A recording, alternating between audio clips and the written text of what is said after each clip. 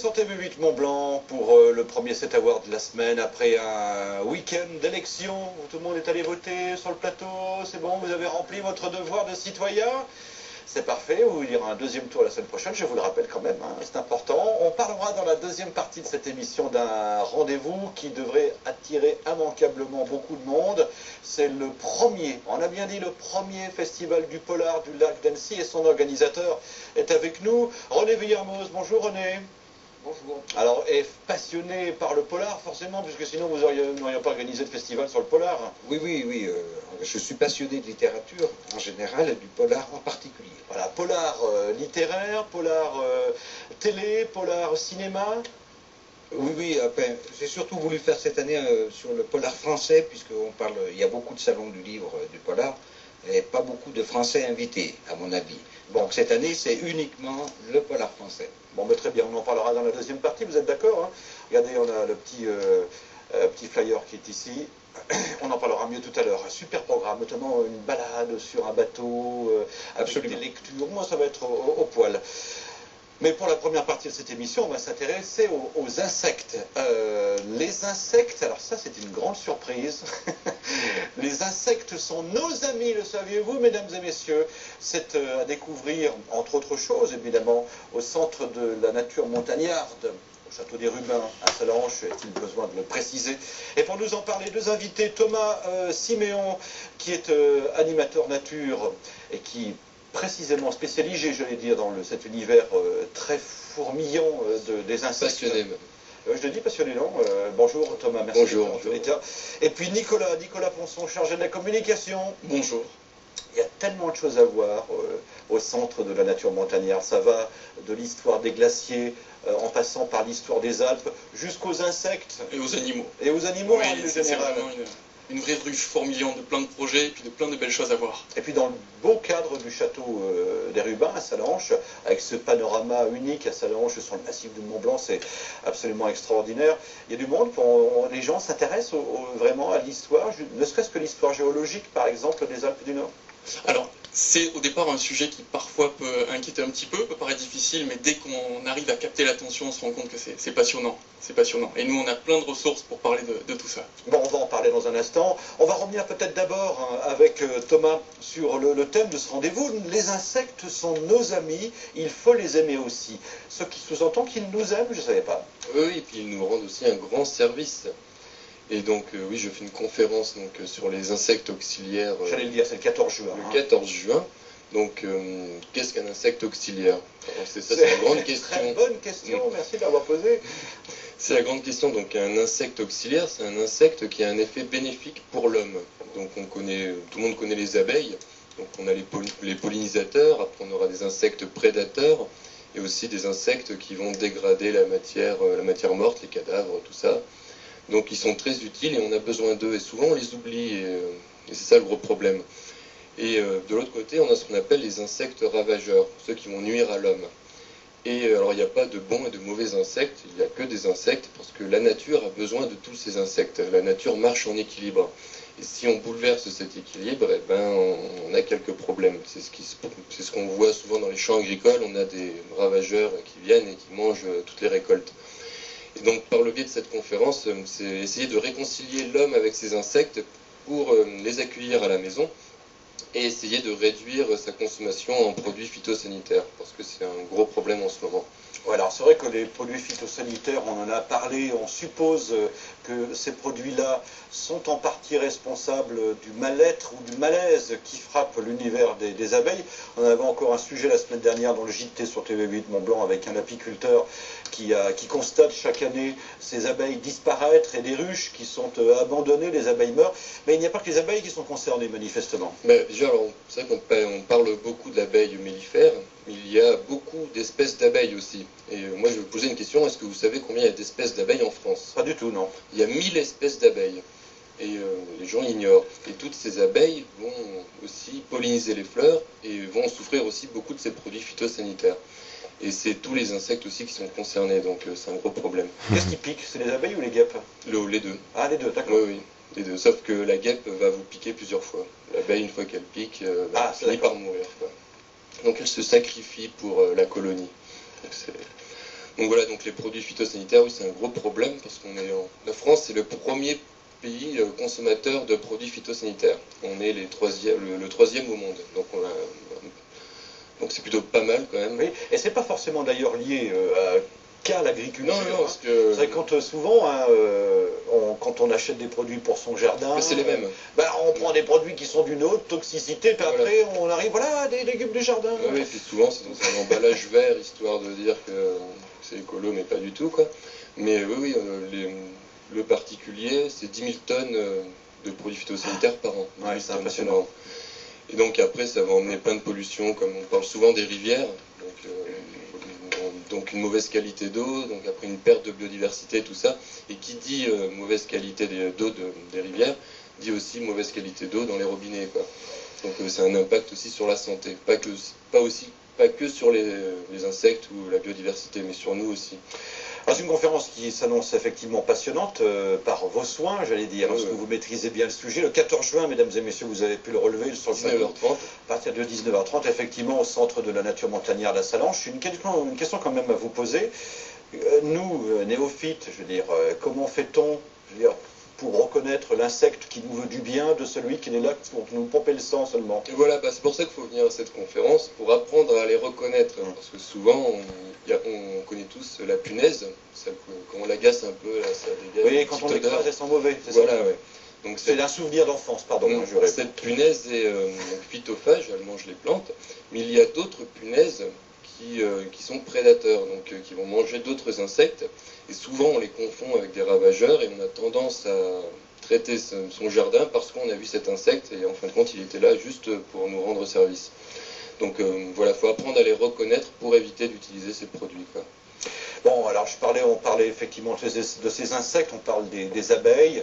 Moi, je vois chez moi, par exemple, à l'intérieur du Velux, il y a je sais pas si c'est pas des bourdons, mais c'est des grosses guêpes, là, ceux qui essayent de faire un nid. J'en fais quoi? Je les laisse faire? Il faut les laisser faire, parce il y a plusieurs espèces, comme les osmies cornues, ça ressemble à des petits bourdons, et souvent ça fait son nid dans les volets, tout ça, dans les trous, dans les murs. Il ne faut pas reboucher. Il ne faut pas reboucher, il ne faut surtout pas les détruire. Après, on aura les guêpes maçonnes, pareil, elles vont fabriquer un nid en terre. Alors, dès qu'on voit une guêpe, le premier réflexe, c'est d'aller chercher sa bombe et d'asperger le nid. Et en fait, ça ne sert à rien parce que on fait que tuer les larves qui sont à l'intérieur, qui vont après manger des insectes. Donc, ils vont nous rendre aussi un grand service.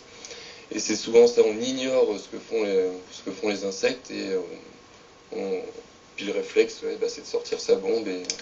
Oui. Mais non, tous ces insectes qu'on trouve à la maison qui font leur nid dans les murs, ils sont très utiles. Ils ne sont pas dangereux du tout, pas agressifs non plus. Donc, On dit souvent que quand dans une maison, je viens vers vous Nicolas, pour parler de ce qui est à voir aussi au centre de la nature, je ne voudrais pas non plus que vous ayez l'impression que je vous ai abandonné, pas du tout, j'étais en train justement de penser à vous et à la prochaine question que je vous poserai. On dit souvent que dans une maison, quand il y a des araignées qui tissent leur toile, c'est-à-dire que la maison est saine. Oui, parce qu'un insecte, parce que souvent on pense que l'insecte est sale, mais en fait pas du tout, il est très propre, et il aime les endroits propres. Et s'il y a des araignées, ça veut dire que votre maison, comme vous dites, est saine, quoi. Voilà. Et ça, c'est ce qu'on appelle des auxiliaires de maison, parce que les araignées vont manger les mouches, les moustiques, tout ça. Après, on aura d'autres insectes, souvent c'est des insectes qui traînent dans la salle de bain, quand on soulève le tapis, on voit des petits insectes qui courent. Et ces insectes-là font le ménage chez vous parce qu'ils se nourrissent que de miettes et de petits insectes. Voilà, c'est des insectes auxiliaires de maison. Le problème après, c'est que ça fout mal. Quand vous avez les invités, vous allez dire, oui, mais après vous leur expliquez. On n'a pas fait le ménage, là, je vois. Il faut expliquer, il faut sensibiliser derrière. Ouais. Oui, c'est ce que je vais faire. Non, mais attendez. Elles sont là pour nous protéger et pour manger les insectes. Regardez, vous n'avez pas remarqué, il y en a beaucoup moins. Les fourmis aussi, qui rentrent régulièrement, elles trouvent toujours un moyen de rentrer au printemps, généralement. Le placard où se cache la nourriture. C'est ça, bon, on en parle régulièrement dans ce domaine-là comme dans d'autres. On est dans une pleine période de réchauffement climatique ou de bouleversement climatique. Alors réchauffement ou pas réchauffement, ça change. Et il y a un point intéressant, c'est qu'il y a des insectes qui sont, pour la France en tous les cas, assez dominants dans le sud du pays, qui ont tendance, par ce biais du changement climatique, à venir chez nous, à remonter. Qu'est-ce qu'on va se retrouver avec quoi bientôt comme insectes? Est-ce qu'ils viennent tout seuls ou est-ce qu'on les accompagnés? Ou accompagnés, c'est ce qui arrive le plus souvent, comme le frelon asiatique, il est arrivé par Bordeaux au port, par bateau. Mais on peut imaginer, oui, que dans quelques années, on va se retrouver avec des insectes venus des pays du Sud. Ouais. Alors, faut pas avoir peur, il faudra juste s'adapter, quoi. Même pour le frelon asiatique, faut pas avoir peur. Alors, pour le frelon asiatique, il n'y a rien à faire, quoi. Il est là, il faut faire avec. Et c'est les abeilles qui vont s'adapter à ce frelon et ça, on va mettre du temps. Alors, faut pas faire... Il y a des choses à pas faire, c'est de récupérer une espèce d'abeille qui se défend contre ce frelon, l'introduire chez nous, tout ça, il y a un gros travail à faire derrière, je pense, et attendre. Voilà, à mon avis, il faut attendre et puis laisser faire les choses. Tout s'adapte après. Les abeilles vont s'adapter, on va s'adapter, tout s'adapte. Eh ben, on va se faire piquer souvent aussi en attendant. Par le frelon? Ouais. Oui, bon. Bon, bref, on ira vous voir et vous entendre le 14 juin à partir de 19h30 au centre de la nature montagnarde, mesdames et messieurs. Donc, cette conférence passionnante véritablement, en tous les cas qui s'annonce passionnante, parce qu'elle n'a pas commencé, donc on ne peut pas juger, mais je vous fais confiance sur les insectes auxiliaires, donc ceux qui nous veulent du bien. Les insectes sont nos amis. Et à la fin, il y a au CNM. Un apéro pour échanger. Un petit apéro. Ouais, sans alcool. Bon, sans alcool, d'accord. Mais pour échanger. Bon. Et quand on sera sur place, autant pourquoi ne venir un petit peu avant 19h30, et en profiter avant la conférence de presse pour aller voir ce qu'il y a d'autre à découvrir. À visiter au sein du centre, oui, tout à fait, voir profiter des 5 niveaux d'exposition qui nous emmènent, nous, quand on présente le centre, on dit que c'est un peu toutes les Alpes dans un château. Voilà, ouais. C'est-à-dire qu'à travers cette promenade dans le centre, on va pouvoir découvrir toutes les richesses de l'environnement alpin. Nous, on s'appuie d'abord sur une collection d'animaux naturalisés, qui permettent de voir toutes les espèces emblématiques des Alpes. Tout le monde n'a pas la chance de croiser un chamois, un bouquetin, un gypaète barbu, un aigle royal. Donc là, c'est l'occasion de le faire. Et ces animaux-là sont présentés avec des vidéos, avec des éléments à manipuler. On a quelques images là, du centre. L'idée, c'est que le visiteur soit acteur dans sa visite. Il n'est pas là simplement à lire des panneaux, mais il y a des éléments à manipuler, des petites recherches à faire. Donc c'est vraiment intéressant. On a aussi une belle bibliothèque. Donc ça, les visiteurs aiment bien en profiter, prendre un temps, s'installer. On a plus de 4000 références sur la montagne. Si vous adhérez au centre, ça vous permet même de les emprunter, de les ramener chez vous. On fonctionne comme une bibliothèque classique, mais dédiée à la montagne. Voilà, donc le 14 juin, oui, venez un peu plus tôt, et puis comme ça, vous profiterez de cette belle visite. Oui, ou les jours précédents, ou les jours ensuite, parce que je sais que l'été, enfin quand il fait beau, en tous les cas, vous organisez aussi des sorties sur le terrain. Alors cet été, comme chaque été, on organise des stages naturalistes. Donc on a par exemple 2 stages sur la géomorphologie. C'est un des thèmes qu'on aborde aussi au centre. Expliquer comment les Alpes se sont formées, expliquer aussi les phénomènes d'érosion, expliquer l'évolution des glaciers. On a aussi un stage dédié par exemple sur les glaciers du massif du Mont Blanc. On a une sortie de terrain sur les orthoptères. Alors que sont les orthoptères ? Je parle sous le contrôle de Thomas, donc les grillons. René, on va poser la question à René. C'est quoi les orthoptères? Le micro. Je ne sais pas du tout. Moi non plus. Bon, alors, si je me trompe pas, tu me dis Thomas, c'est donc grillons, sauterelles, criquets. Ouais.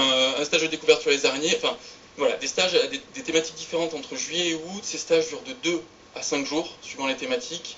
Et puis chaque stage, sortie de terrain, est encadré par un spécialiste à chaque fois de la thématique. Bon, il faut réserver, je pense. Il faut réserver. N'hésitez pas à aller sur notre site internet pour prendre toutes les informations ou nous appeler au centre. On se fera un plaisir de vous répondre et de vous renseigner. On n'en parle pas assez, moi je le dis toujours, du centre de la nature montagnarde. Et il y a tant à découvrir justement dans ce cadre du château des Rubins. C'est ouvert tous les jours, C'est ouvert. Alors pour les horaires d'ouverture, en ce moment, pour la visite, on est ouvert les mercredis de 10h à midi et de 14h à 18h. Les jeudis, vendredis, samedis, dimanches de 14h à 18h. À partir du 1er juillet, ce sera de 10h à 18h30 en continu, du lundi au vendredi et les samedis et dimanches de 14 h à 18 h. Alors c'est donc effectivement dans ce centre de la nature montagnarde à Sallanches, mesdames et messieurs, un lieu pour tout découvrir, pour tout savoir sur cette faune et cette flore montagnarde et alpine, mais pas seulement, mais alpine beaucoup hein, quand même. Voilà, oui, on a un regard qui va sur l'ensemble de l'arc alpin, oui, même voilà. si on s'intéresse en particulier évidemment à notre belle région. Et puis, on aura plaisir à vous retrouver, c'est également pour le 14 juin, j'ai eu un doute sur la date, 14 juin, 19h30, sur place, au Château des Rubins à Sallanches, pour cette conférence sur les insectes, qui sont, mesdames et messieurs, dites-le autour de vous, nos amis, en tous les cas pour certains. Hein. Beaucoup, beaucoup, beaucoup.